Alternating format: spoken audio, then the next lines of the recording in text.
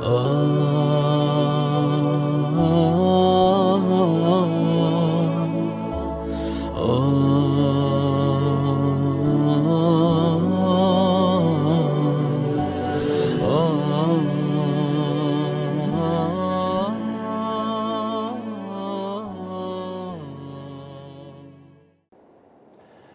خودای بەخشندەی میهرەبان ملیارەها ملیار حەمد و سەنا و سپاس و ستایش بۆ زاتی پاچی ئەڵڵا کە خاوەنی هەموو ناز و نعمەتەکانە.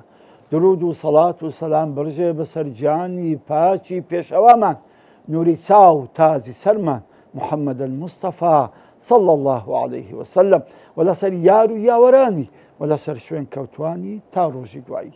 السلام علیکم ورحمة الله وبركاته. خۆشەویستانی، خوشحاڵم ئەو جارش بە خزمەتتان گەیشتمەوە لە بەرنامەکەی خۆتان ڕێگای گەیشتن.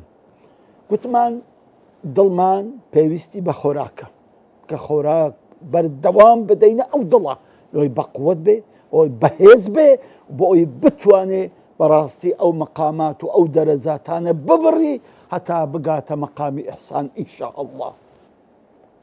یەک لەو خۆراکانی کە باسمان کرد زکری خوای متعال بوو. لە ناو زکرەکانیشدا باسی دا فائیدەی زکرمان کرد ئەویت کەمان بەزێ هێشتووە بۆ خۆتان بچن مطالعەی لێ بکەن. ئەوڕۆ کە باسی گەورەترین زکر دەکەین کەوا قورئان خوێندنە و کەلامی خوایە جەلە وەعەلا. طبعا بەڕاستی هیچ شتێک نییە لە قورئانی گەورەتر. بۆی عەبدوڵای کوڕی مەسعود ڕەزا و ڕەحمەتی خوای لێبێ ئەی فەرموو هەر کەسە قورئانی خۆش بوێ خوا و پێغەمبەری خۆش دەوێت. سبحان الله. بۆیە ئیمامی مەعاویە ڕەزا و ڕەحمەتی خوا لێبێ کاتێک کە قورئانی بەدەست دەگرت لەسەر سەری خۆی دادەنا ئەی فەرموو کەلام ڕەبی کەلام ڕەبی، ئەوە قسەی خوای منە، ئەو قسەی ڕەب العالەمین و خالقمە. سبحان الله. جا بۆی بەڕاستی ئەو کەلامە یعنی ئاخر کەلامی خوایە لەگەر بەشەریەت. خوا هیچ کە لەگە بەشەریەت قسەی ناکە هەتا ڕۆژی قیامەتێ. ئاخر پەیام و ڕێنمایی و نیعمەتی خۆی کە بەسەر ئێمەی داڕشتووە ئەو قورئانەیە. خوای گەورە زیاتر بەهرەمەندمان بکاتن لەو قورئانە یا ڕەب العالەمین. جا بۆیە شتێک کە زۆر نێزیک ببینەوە لە خوای سبحان الله قورئان خوێندنە. خەبابی کوڕی ئەرەد دەیفەرموو شتێک نییە کە ئینسان نێزیکی بکاتەوە لە خوای لە قورئان زیاتر. چکە ئەو قورئانە لای خوای گەورە زۆر گەورەیە، چکە کەلامی خۆیتی و هەر کەسێکیش بەردەوام خەریکی ئەو قورئانە بێ سبحان الله لە خوای ڕەب المتعال نێزیک دەبێتەوە. ئەمن ئێستا نایم باسی فائیدەی قورئان و ئەوەتان لێ بکەم، نا باسی دە ئادابی خوێندنی قورئانتان لێ دەکەم. چونکە ئەو مەوزوعەکانی کە هەموو باس کراوە خێرە و سەوابی و ئەوانە ئەمن هیچ باس ناکەم، بەڵام باسی دە ئادابی خوێندنی قورئان دەکەین لۆ بابای سالیک. ئەو کەسەی بەڕاستی دەوێت بەهرەمەند بی لە قورئان، ئەو کەسێک دەوێت ئەم قورئانە ببتە نور و ڕەحمەت و وزە و تاقە لە بۆ دڵی بەڕاستی دەبی دە ئاداب هەیە دەبی فێری ببی لەو ئادابە بەو دە ئادابە قورئان بخوێنیتن. طبعا ئاداب دوو زۆرن، ظاهری هەیە و باتینیش هەیە. ئادابی ظاهیرەکان باز ناکەم وەکو دەستنوێژ و وەکو ڕووی لە قیبلە و وەکو جوان دانیشتن و ئەوانە باز ناکەم. ئادابی باتینی قورئان خوێندن باز دەکەم کە ئیمامی غەزالی ڕەزا و ڕەحمەتی خۆی لێبی لە کتێبی ئیحیا عولوم الدین لەوێ باسی ئەم دە ئادابی خوێندنی قورئان دەکاتن. ئادابی یەکەمی خوێندنی قورئان فەهم و ئەسڵی کەلام، ئەویش ئەوەی بزانی کە ئەم قورئانە کەلامی خوایە. ئەو زۆر مهمە تا زۆر گەورە بی لە پێش چاوت، تا زۆر عەزیم بی لە پێش چاوت، تا زۆر بە هەیبەت بی لە پێش چاوت. ئەسڵی فەهمی ئەسڵی کەلامەکەی ئەوەیە کە بزانی ئەو قورئانە کەلامی خوایە. ئازیزانی، کەسیش لە خوای گەورەتر نییە و کەسیش لە کەلامی خوای گەورە گەورەتر نییە. کەواتە ئەم قسەیە ئەم مصحەفەی کە لە دەستی دەگری ئەوە کەلامی خوایە، ئاگادار بە. دەبی زۆر بە حورمەت، زۆر بە هەیبەت، زۆر بە گەورەی تەعاملی لەگە بکەی. ئەوە خاڵی یەکەمە. کاتێک کە قورئان دەست دەدەیتێ بزانە ئەوە کەلامی خوایە و دەبی چەندە مؤدەبی بەرامبەر خوای، چەندە خشوع و خضوعت هەیە بەرامبەر خوای گەورە ئاواز دەگەر ئەو قورئانە بەو جۆرە بجوڵێیتەوە. خاڵی دووەم ئەتەعظیم لات زۆر گەورە بی، زۆر بەهەیبەت بی، زۆر لە لات عەزیم بی، کە قسەی خوایە، قسەی من و تو فلان و فساری نییە، ئەو قسەی رب العالەمینە، ئەوە کەلامی ئەڵڵایە جەلە وەعەلا. بۆیە بەڕاستی دەبی زۆر بە تەعەزیم تەعامل لەگە ئەو قورئانێ بکەیت، زۆر بە تەعەزیم. دەزانی باب و باپیرانی ئێمە زۆر بە گەورەی لەگەر ئەو قورئانە جوولاینەوە، بەڵام ئێمە وانین لە هەر مەجلیسێک قورئان بەهات باژۆرە، هەر هەموو مەجلیسەکە هەردەستاوە. خۆ کاکە لەبەر ئەو وەرەقەی هەر نەستاینەوە، لەبەر کەلامەکەی هەستانەوە کە کەلامی خوایە رب العالەمین. سبحان الله. هیچ قورئانێک لە ماڵێک لەسەر مێزوو لەسەر عاردی دانە نەدرا ئەسڵەن، هەر هەمویان دەپێچاوە لە پڕۆکەچی کەسێک لە شوێنێکی بەرز لایەن دەنا. ڕاستە زۆریان نەدەخین، بەڵام زۆریان لەلا عەزیم بوو، زۆریان لەلا مقەدەس و بەهەیبەت بوو. ئەو زۆر مهمە. بەڕاستی ئینسان زۆر ئەو قورئانی لەلا عەزیم بێ، زۆر زۆر بەهەیبەت و گەورە بێت. خاڵی سێم ئەوەیە حضور القلب، کاتێک کە دەیخینی بەڕاستی دڵت لەگەر ئەو قورئانەی بێ، کە ئەم قورئانە هەمووی نورە، هەمووی حکمەتە، هەمووی عەقڵە، هەمووی ڕێنماییە، هەمووی هیدایەتە. بۆیە دەبی ئاگال دڵت ئاگای لێبی بزانی چ دەخین و چ ناخین. ئەخە بۆیە پێغەمبەری خوا عەلەیهی سەڵات وەسەلام کە قورئانی دەخین، کاتێک کە دەگەیشتە ئایەتی نار خۆی دەپاراست لە خوای گەورە کە نەیسووتێنی بەو ئاگرا، کە دەگەیشتە ئایەتی موژدە و بەهەشت داوای لە خوای رب العالەمین دەکرد کە ئەو بەهەشت و ئەو موژدەیە پێ ببەخشی. کەواتە حضور القلب ئاگەی لێبوو، بەدڵ ئاگەی لێبوو ئەو قورئانە باسی چ دەکا. ئێمە قورئان دەخینی خۆ نازانین باسی چ دەکا، پەڕی وەردەژێرین. جارە زوو تەمەشای دەکەن ئەرێ چەند پەرمایە ئەوەی تەواو کەم ئەو سوورەتە یان ئەو ختمە. کاکەوە ئیسیفادە لە قورئان خوێندنە ناکەیەوە. وەرە بەو ئادابە معنەویانە تۆ ئیسیفادە لە قورئانە دەکەی، لە نور و بەرەکەتی قورئان دەکەی، کە قورئان بەخۆی نورە، کە خوای گەورە بۆ خۆی ناوی لێنایە نور. لێکەواتە ئەگە ئەتەتەوێ ئەو نورە هەرچی قووت و هێزە بداتە دڵت، دەبی بەڕاستی دڵت زۆر ئاگای لێبی کاتێک کە ئەو قورئانی دەخینی. خاڵێکی تر ئەوەیە التەدەبر، بەڕاستی دەبی فکری لێ بکەوە عەزیزان، دەبی لێی ورد بیەوە، لێی ورد بیەوە، بزانم ئەو قورئانە باسی چ دەکا. یەک ئاەتەکان کەلیمەکان لێی ورد ببەوە. سبحان الله. چونکە بەڕاستی ئەم قورئانە بەحرە، بەحر چەند ئینسان بستە ناو عمقی بەحرەکان، ئەوەندە لە بنی دەریاکان لە ئومەرجانی دەردەینی. ئێمە بە هەزاران مەلەوانیمان هەیە کە مفەسیرەکانم چوونە ناو عمقی قورئان، هەر یەکە بەقەدەر مەلەوانزانی خۆی و توانای خۆی سبحان الله لە ئومەرجانی لەو قورئانە دەرهیناوی پێشکەشی ئێمەی کردیا. و هەتا ڕۆژی قیامەتێش ئەو لە ئومەرجانانە لە عمقی ئەو بەحرەی قورئاندا تەواو نابی، ولا ينقضي عجائبه. سبحان الله. هزار کەس بێ تەفسیری ئەو قورئانە بکە هە تەواو نابێ، ئەسڵەن تەواو نابێ کەلامی خوای گەورە. سبحان الله. جا بۆیە بەڕاستی پێویستی بە وردبوونەوەیە. پێت ئەمتیکەیە ماشەڵڵا ئەوەتە ئەو مەکتەبەی پشتمان ئەو هەمووی تەفسیرە، هەر هەمووی تەفسیر، بیسین زۆر تەفسیرمان هەیە. سبحان تا ڕۆژی قیامەتی بە هەزاران تەفسیریت کە دادەنرێ هیچ معنایەکەشی تەواو نابێ. ئەوە هەمووی بە تەدەبور، بە فکرکردنەوە.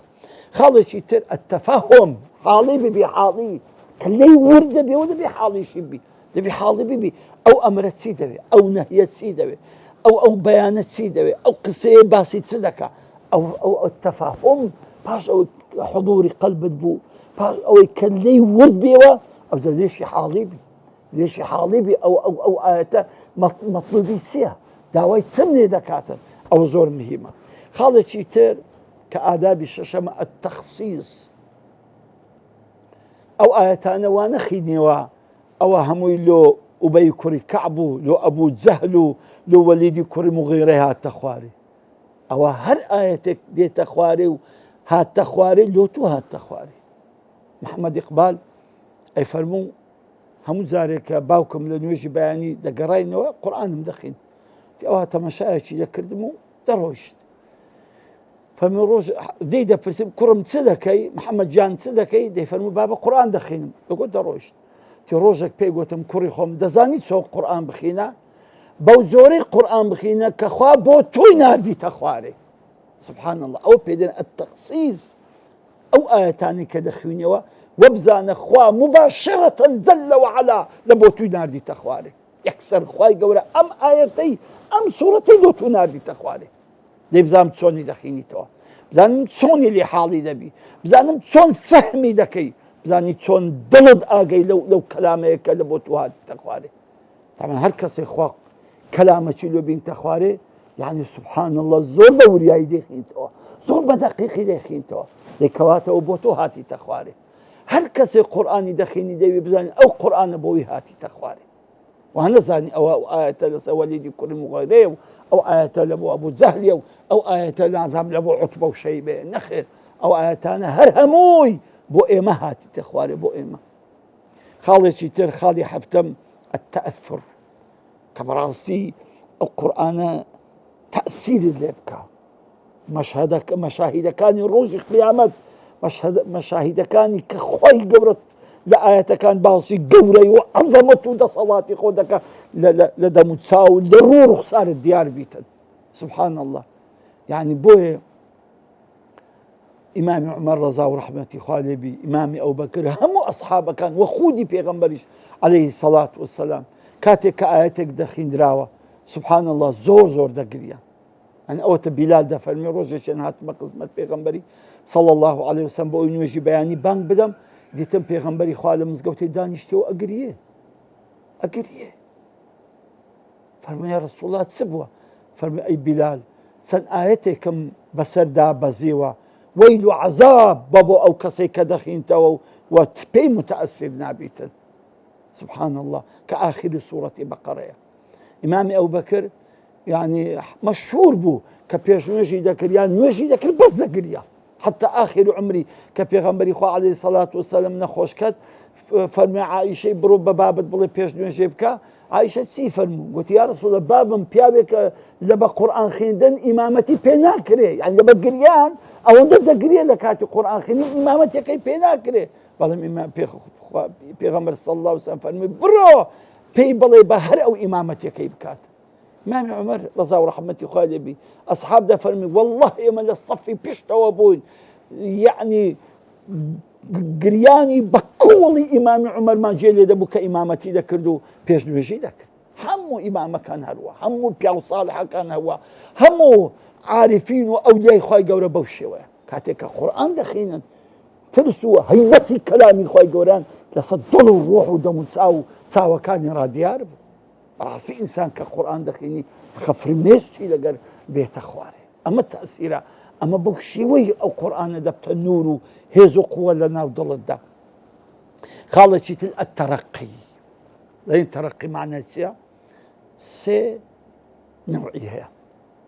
نوعية كم أويا كتو قرآن دخيني بلان سربرن كو خداي قورة دبيني صلى وعلا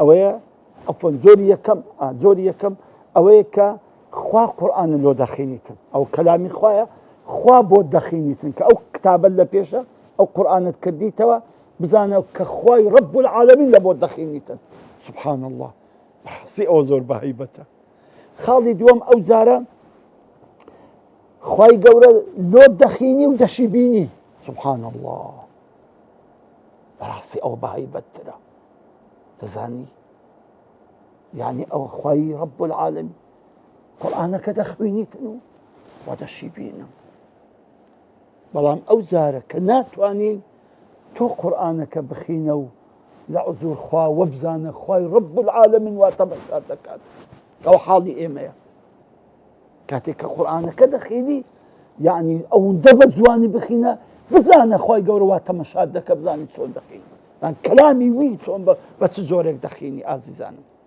كسيك بو شعوره بو هستو قرآن بخيني براسي دبت النور وبركة لبوي خالي شتر التبري تبري أويا هر آياتك دي خلي بيبرينا كبري أولا قمنينيا هر آياتك عذاب هاد وانا زاني لقرأتوينيا هر آياتك قلي هاد وانا زاني أولا قرأتوينيا نا وبزانا همو آياتكان لو توا لو قلي لستو هاتي تخواري وبزانا آياتكان همو الرولة تودكن باسي عيب ومكسراتي تودك أو زول قريقا دەخۆ لێ بینە دەرێ لە ئاەتەکان.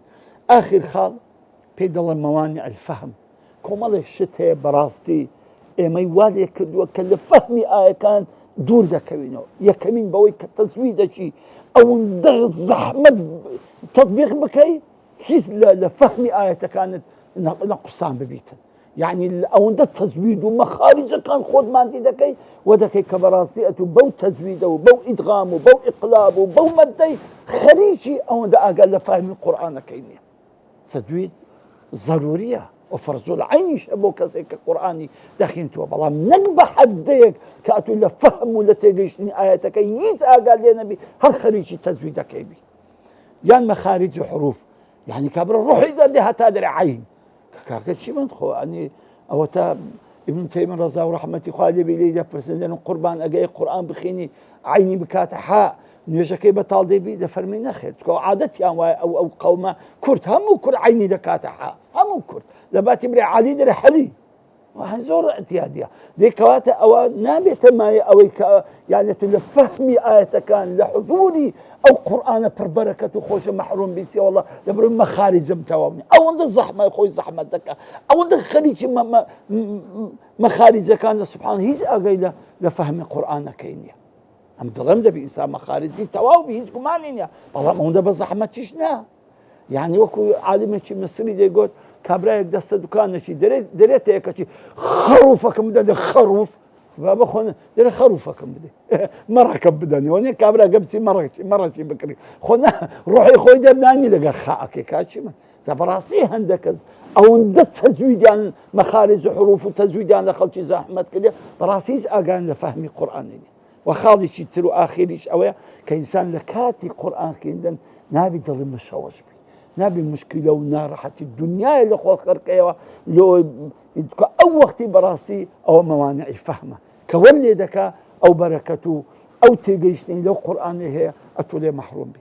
عەزیزانم گەورەترین ذکر قورئانە، بەڵام کەنجین ئەو قورئانە ئەبێتە نور و بەرەکەت لە بۆ تۆ کاتێک بەو ئادابە معنەوی کە باسم کرد بیخوێنی. ئینشاءڵڵا باسێکی ترمان ماوە لەسە ذکر ئینشاءڵڵا بە خزمەتتان دەگەم. وەسەلامو عەلەیکوم ورحمة الله وبركاته.